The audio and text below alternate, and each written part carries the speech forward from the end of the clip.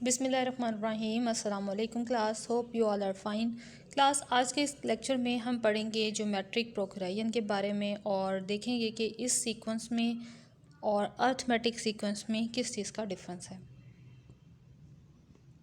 A sequence is a geometric sequence और geometric progression if an divided by an-1 is the same non-zero number for all n belongs to natural number and n is greater than 1। Okay class, यानी अगर हम to consecutive terms को divide करवाएं, यानी next number को previous number से divide करवा दें तो हमारे पास हमेशा सेम रिज़ल्ट आए, जैसा कि A3 डिवाइडेड बाय A2 और A4 डिवाइडेड बाय A3। और सिमिलरली अगर हम डिवाइड करवाएं 10 को 9 से तो हमारे पास इन सब के रिज़ल्ट्स आर एक कॉमन रेशो के इक्वल आए, और इस कॉमन रेशो को हम यानी इस आर नोटेशन को हम कॉमन रेशो का नाम देते हैं। Rule for nth term of a GP, इसे एब्रीविएशन में हम जीपी से डिनोट करते हैं। Each term after the first term is an R multiple of its preceding term.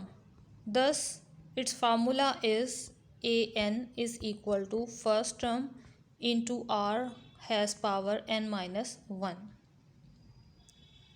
Right? Arithmetic sequence में डिफरेंस ये था कि नेक्स्ट टर्म को प्रीवियस टर्म से माइनस करवा दें तो उनका डिफरेंस सेम आता था, लेकिन इस सीक्वेंस में अगर हम नेक्स्ट टर्म को प्रीवियस टर्म से डिवाइड करवा दें तो रेशो सेम आती है। अब स्टार्ट करते हैं हम एक्सरसाइज को और इसी फार्मूला का यूज़ करते हुए सीक्वेंस की टर्म्स फाइंड आउट करते हैं। एक्सरसाइज 6.6 क्वेश्चन नंबर 1 है find the fifth term of the GP. Question number 2 है find the 11th term of the sequence. Question number 3 है find the 12th term of the sequence and question number 4 is find the 11th term of the sequence. अब step by step हम इन 4 questions को solve करते हैं और formula का use करते हैं। हमें ये गिवन है कि गिवन सीक्वेंस जीपी है, सो सबसे पहले हम इस सीक्वेंस को लिखेंगे और इसके बाद फर्स्ट टर्म को सेपरेट करें, सेकंड टर्म को सेपरेट करें और इसके बाद ratio is equal to A2 divided by A1। ठीक है, यानी नेक्स्ट टर्म को उसी के प्रीवियस टर्म से डिवाइड करवा देंगे तो ये हमारे पास इसका आंसर आ जाएगा। ये आ गई value of common ratio. So common ratio हमारे पास है 2, यानी देखें 3 को 2 से मल्टीप्लाई करवाया 6 को 2 से मल्टीप्लाई करवाया 12।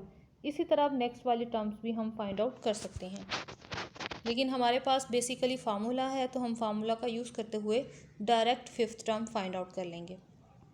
As an is equal to A1 R has power n minus 1।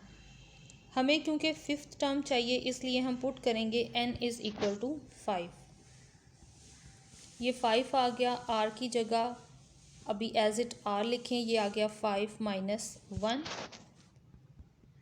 और r की पावर हो गई यहाँ पे 4। फर्स्ट टर्म हमारे पास है सीक्वेंस में 3, r की वैल्यू आ गई 2 की पावर 4 को सॉल्व करें तो 16 को 3 से मल्टीप्लाई करवा दें 48।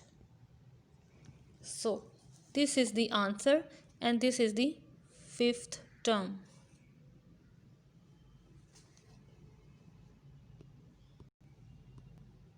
क्वेश्चन नंबर 2 है जिसमें सीक्वेंस गिवन है। फर्स्टली हम यहाँ पर सीक्वेंस को ही लिखेंगे 1 प्लस अयोटा और ये अप टू सॉन। फर्स्ट टर्म हमारे पास है 1 प्लस अयोटा।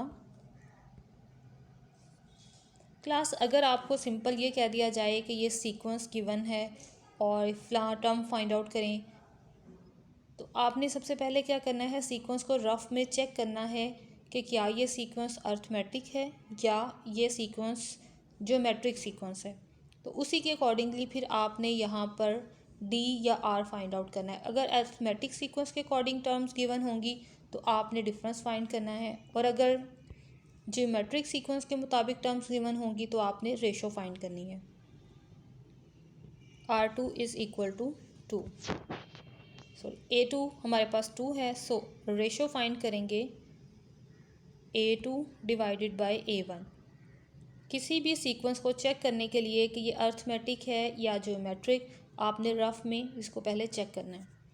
ओके क्लास, ये वैल्यू आ गई मेरे पास 1 plus iota over 2, sorry A2 is equal to 2 and A1 is equal to 1 plus iota.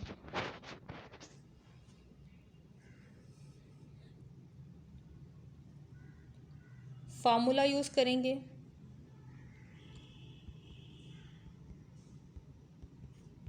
n की जगह पर पुट कर दें 11, क्योंकि हमें 11th टर्म फाइंड आउट करनी है।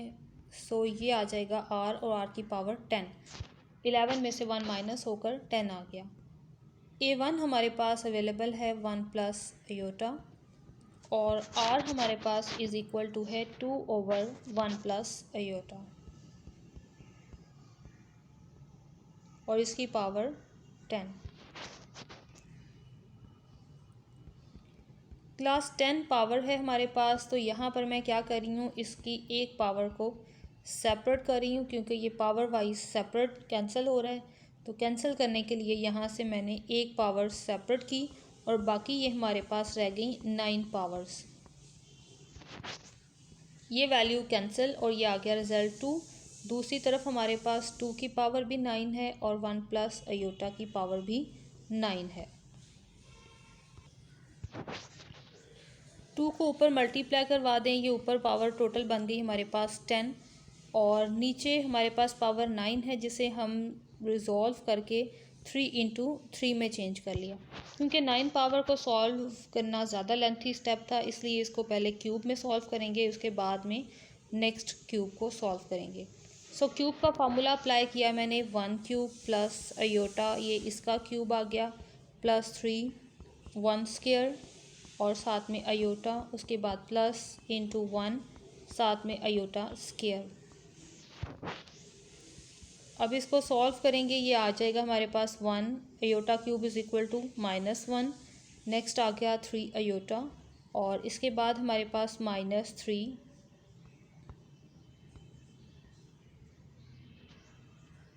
आयोटा क्यूब से हमारे पास रिज़ल्ट बनेगा माइनस आयोटा। तो ये 1 नहीं आयोटा है, राइट।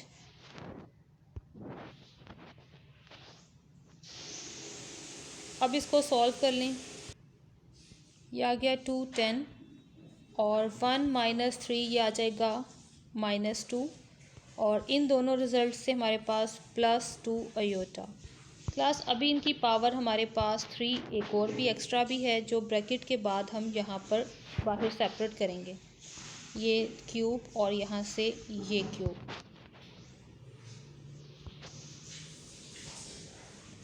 यहाँ से -2 कॉमन आ रहा है, सो -2 को हम यहाँ से कॉमन ले लेंगे।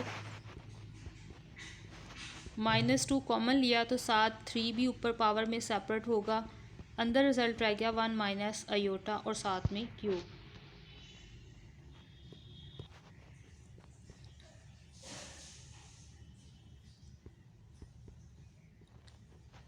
-2 क्यूब में से माइनस बाहर और सिर्फ 2 के ऊपर क्यूब, और नेक्स्ट 1 माइनस आयोटा का क्यूब भी हम ओपन करेंगे, 1 क्यूब माइनस आयोटा क्यूब, उसके बाद +3 1 into iota square -3 into 1 square into iota, और ये ब्रैकेट क्लोज। 2 की पावर 10 और नीचे वाला 3 ऊपर जाकर माइनस में, सो 10 -3 पावर बन गई। इसकी वैल्यू टोटल आ गई हमारे पास minus iota, minus minus plus iota आ गया। नेक्स्ट आ गया -3 और उसके बाद आ गया -3 अयोटा। सो ये आ जाएगा 2 की power 7 -2 iota. Minus minus plus हो जाएगा और 2 कॉमन और ये आ जाएगा 1 प्लस अयोटा। 2 ऊपर से कैंसिल और 2 की पावर 6 रह गई ऊपर। अब इसे यहाँ से हम कर लेंगे rationalize. 2 has power 6 1 minus iota और नीचे आ जाएगा 1 स्क्वायर माइनस अयोटा स्क्वायर।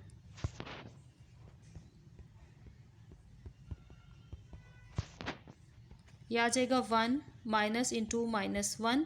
तो अगेन हम इसको +1 में लिख सकते हैं। सो डायरेक्टली मैंने इसको +1 में लिखा और ये नेक्स्ट आ जाएगा हमारे पास 2 के इक्वल। एक और पावर ऊपर से कम होकर ये 5 रह जाएगी और 2 की पावर 5 इज़ इक्वल टू 32।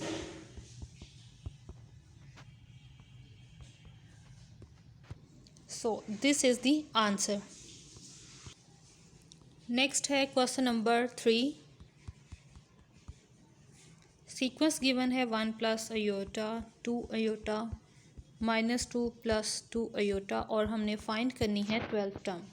सबसे पहले A1 सेपरेट करें, A2 और इसके बाद फाइंड आउट करेंगे ratio that is equal to A2 divided by A1। ये आ गया 2 अयोटा ओवर 1 प्लस अयोटा। अब 12 का फार्मूला लिखें तो ये हमारे पास फार्मूला है A1 R has power 11। So A1 is equal to 1 plus iota और R इज़ इक्वल टू है 2 iota over 1 plus iota has power 11। इसमें से भी एक टर्म सेपरेट करेंगे ताकि वो इस टर्म से कैंसिल हो जाए। बाकी हमारे पास 10 रह जाएगी पावर और ये मैंने 10 लिखा। अब यहाँ से ये दोनों रिजल्ट्स कैंसिल। सो 2 अयोटा इंटू और यहाँ पे भी 2 अयोटा की पावर 10 और ओवर में 1 प्लस अयोटा की पावर 10।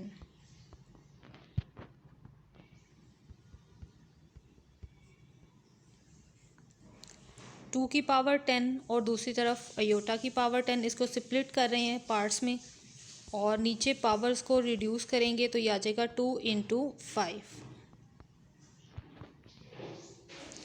ये दोनों भी मल्टीप्लाई हो जाएंगे। सो मल्टीप्लिकेशन फॉर्म में इनको लिखेंगे हम तो ये आ जाएगा हमारे पास 2 की पावर 11 और अयोटा की पावर भी 11। स्क्वायर ओपन कर दें, 1 square plus iota square plus 2a और ये साथ में अयोटा और ये पावर 5। ऊपर वाली वैल्यूज़ को एज इट लिखेंगे और अब नीचे को सॉल्व करेंगे। 1 का स्क्वायर 1, अयोटा का स्क्वायर -1 और ये आ गया साथ में 2 अयोटा जिसकी पावर है 5। 1 1 कैंसिल, 2 अयोटा इसकी पावर आ गई हमारे पास 5।